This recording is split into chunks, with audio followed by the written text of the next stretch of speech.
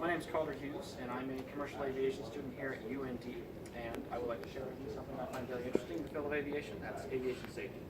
Now, when we all get on a commercial airplane, we put our lives in the hands of the crew. We expect pilots to carry out the flight perfectly, no mistakes. But on average, there are about 7 minor mistakes that happen in every single commercial flight that we usually don't know about.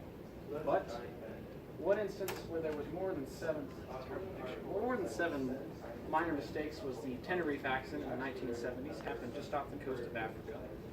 2 Boeing 747s going in the opposite directions on the runway collided with each other at over 200 miles an hour, and over 500 people died from that incident. And because of incidents like this, the Aircraft Owners and Pilots Association and the FAA issue a Federal Aviation Regulations and Aeronautical Information Manual every year, and it covers aspects of safety in weather, pilots, mechanics, and medical kind of fields. And an example of an implementation of safety we have here at UND is known as the Accountable Executive, and that is Dr. Paul Winseth of the UND Odegaard School. He's our dean. And for my credibility, I took aviation safety last semester here at UND, got an A, so I hope that's enough for you all. And I am also a private pilot, and I'm not technically a student pilot, but I'm going to keep being a student, keep learning and getting better through the agency. The factors leading to incidents or accidents in aviation can be few or many, and it is beneficial people understand these factors in any field of improving safety. Now, many of you have heard about the snowball effect, and one example of that in the aviation field is, let's say the captain gets on his phone or his iPad to check a procedure or something, and the first officer gets also distracted trying to get him to stop or something, and then neither of them are looking at their instruments, and next thing you know, they're hitting the ground at Mach 0.75, and that is not good.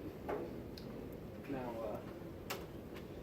there are pretty much 5 examples of aviation sickness, something that can lead to something of an incident or accident, and that's the 5 hazardous flight attitudes, and that is anti-authority, impulsivity, invulnerability, macho, and resignation. So the anti-authority hazardous attitude for some pilots is like someone who doesn't like to be told what to do, but you should always follow the rules. They're usually right, that's why they exist.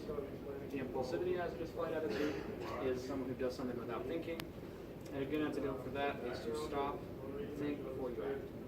Now, an invulnerable pilot is someone who doesn't think anything bad is ever going to happen to them, whether they think they planned good enough or nothing bad has ever happened to them before.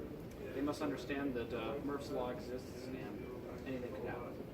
A macho pilot is someone who thinks they're tough as nails and they can do anything, but taking chances is foolish. And a pilot who resigns is someone who tends to give up when difficulty arises, but they have to know that they are not helpless, and they can always do something. They can keep fighting until the very end. And pilots can be categorized into 2 sections. That's current or proficient. A current pilot is someone who can legally fly that aircraft in that configuration at that time, but they may not be proficient. Like a proficient pilot can safely, effectively, and efficiently fly that aircraft in whatever situation, and even if an emergency arises. Now, safety does not always strictly involve air travel, obviously. There are many safety challenges inherent by the general public.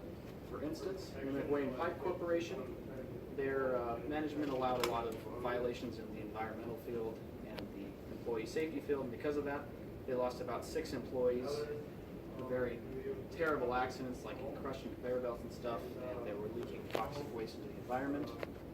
And after the United States Department of Justice got on them and fined them tens of millions of dollars and got some of the management fired and sent to jail, they were able to fix those problems and move on, and now they're a new successful company. And some practice taken by college students these days are like designated drivers, someone who's sober and can handle an emergency situation, and also people traveling in groups when they walk around at night and know their strength is in numbers. Now, there are tried and true practices for safety. We must sometimes take a step back and reevaluate our situation. It can be seen how looking into circumstances causing aviation safety helps safety at large. Now, traveling by air is the safest way to go. We've all heard that. But there are so many factors in this 3-dimensional world of travel that we can't just let it be the safest way to travel. Cross-checking how one mitigates risks in different fields provides excellent tips for a true habit of safety. Now, safety isn't just a banner on the wall saying safety first. It is an ever-changing culture that must be implemented in the minds of all involved in any sort of event.